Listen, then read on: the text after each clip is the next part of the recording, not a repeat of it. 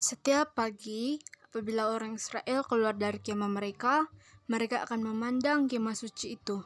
Mereka melihat awan yang berada di atasnya dengan mengetahui Allah kita ada di tengah-tengah kita, sangat dekat dengan kita. Kemudian mereka bersujud dan menyembah Allah, walaupun pada waktu malam awan itu masih ada di sana bersinar dalam gelap. Allah telah memberikan rancangan bangunan itu. Setelah semuanya selesai, Dia hadir di awan itu, yang berarti kehadirannya memenuhi kemah itu. Tapi orang harus menjaga kemah suci itu. Tugas istimewa ini diberikan oleh Allah kepada suku Lewi. Dia melantik suku ini untuk melayaninya di dalam kemah suci itu. Dia berkata kepada suku Lewi, yang bermaksud semua kaum lelaki adalah suku Lewi, kamu adalah milikku. Setiap kanak-kanak lelaki yang dilahirkan dalam suku Lewi akan membesar untuk menjadi hambaku. Tidak suku lain yang dibenarkan untuk melayaniku dengan cara ini, hanya kamu yang dari suku Lewi. Apakah pekerjaan yang harus dilakukan oleh orang Lewi? Sebagian dari mereka menjadi imam. Mereka mempersembahkan korban di atas mezbah Allah. Mereka juga berdoa bagi umat yang memberkati mereka. Ada juga yang menjadi penyanyi dan pemain alat musik. Ada yang bekerja di dalam kemah suci. Mereka membersihkan lampu dan mengisinya dengan minyak.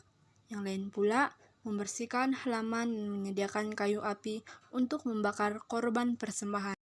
Apabila orang Israel berpindah ke tempat yang baru, orang Lewi merombak pagar dan melipat langsir kemah pertemuan itu. Kemudian mereka membawa tabut perjanjian dan semua perabot tiang-tiang DSB. Mereka membawa mazbah untuk korban bakaran di atas bahu mereka. Ini adalah kerja yang berat, tetapi mereka melakukannya dengan setia, karena mereka melayani Tuhan. Apabila orang Israel berada di padang gurun, mereka hidup dengan memakan mana yang Allah berikan kepada mereka dari surga. Tetapi kemudian mereka akan hidup di sebuah negeri di mana mereka harus bekerja untuk mendapatkan roti, buah-buahan, dan sayur-sayur. Pada suatu hari Tuhan berkata kepada Imam Agung Harun, apabila semua orang Israel tiba di Kanaan, setiap suku akan menerima sebahagian tanah yang besar untuk menanam tanaman mereka. Tetapi orang Lewi tidak akan menerima apa-apa tanah. Mereka tidak akan bekerja di ladang karena mereka menjadi hambaku. Setelah berjalan pulang di padang gurun selama 40 tahun, akhirnya orang Israel tiba di sempadan Kanaan. Musa telah pun tua, tetapi sebelum dia meninggal dunia, dia membagikan negeri itu kepada suku-suku Israel, kecuali suku Lewi. Dia berkata kepada suku Lewi, ingatlah, kamu harus melayani Allah sepanjang hidup kamu. Allah telah memilih kamu sebagai hambanya, dan Dia akan menjaga kamu.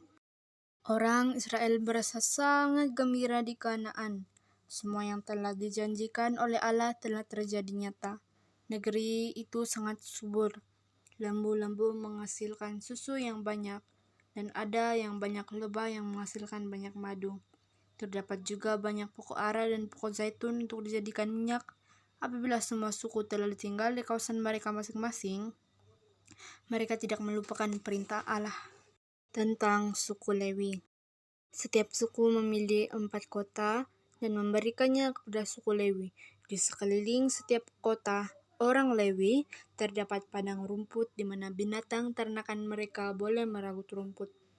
Apabila tiba masa untuk menuai, petani-petani memberikan 1/10 daripada apa yang mereka miliki kepada Allah.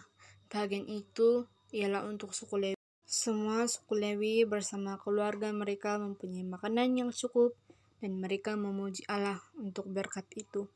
Sebagai balasan, suku Lewi mengajar umat Israel untuk menyembah Allah dengan setia.